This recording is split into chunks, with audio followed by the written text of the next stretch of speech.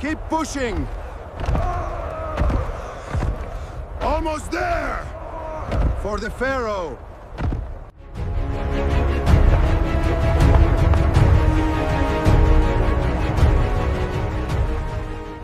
The Great Pyramid of Giza stands as the ultimate symbol of the ancient world.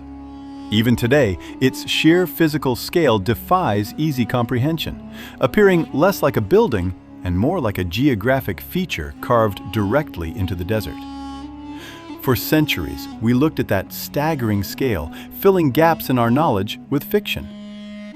Ancient historians like Herodotus convinced us the pyramid was built by brutalized slave gangs, while 19th century explorers looked at the geometry and assumed the builders possessed mystical, almost alien mathematics.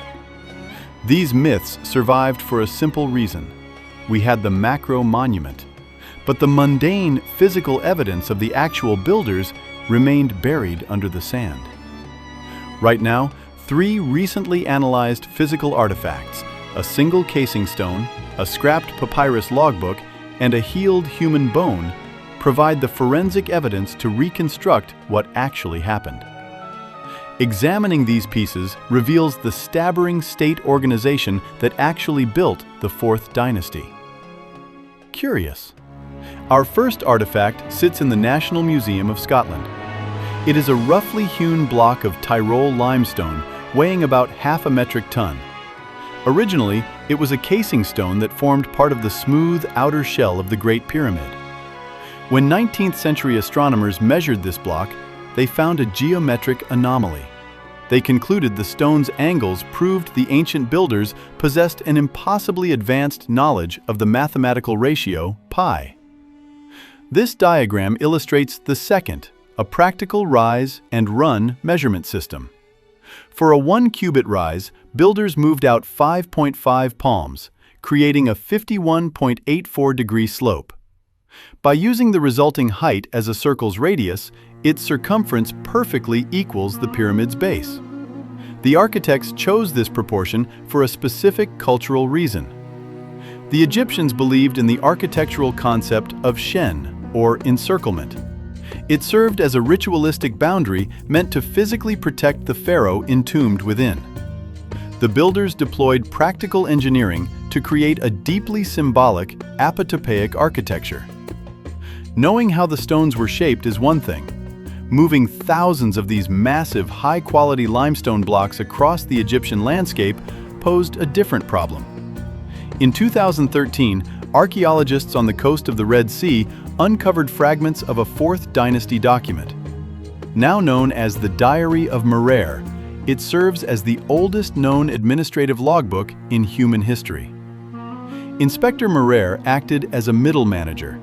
His daily entries detail his team's shipments, recording the movement of casing stones from the Torok quarries across the Nile River directly to the Giza construction site. His logbook documents a massive, highly structured bureaucracy of rotational work gangs operating through a deeply orderly administrative system. These crews operated under distinct, proud names like the Friends of Khufu. The logbook tracks their daily rations of bread and beer, strictly accounting for the supplies required to keep the labor force energized. Meticulous state-level administration and supply chain management drove the construction process. To understand the individual people making up Merer's workings, we can look at the workers' cemetery discovered at the Giza Plateau in 1990. The skeletal remains found here show the extreme physical toll of the labor. Skeletons display severe spinal compression fractures and high rates of osteoarthritis, entirely consistent with repeatedly moving 2.5-ton blocks of stone. Yet the bones reveal a critical anomaly. Archaeologists found a high prevalence of successfully healed bone fractures, and even workers who survived lower leg amputations. Surviving major surgical intervention requires competent medical care and months of post-operative bed rest. This level of institutional care is evidence of a workforce that was valued and maintained. Animal bones excavated from the surrounding settlement show the workers were provisioned with prime-age cattle, supplied through a massive national livestock levy. This bioarchaeological evidence points to a corvée labor mammal. The builders were seasonal agricultural conscripts who worked during the Nile's flood season.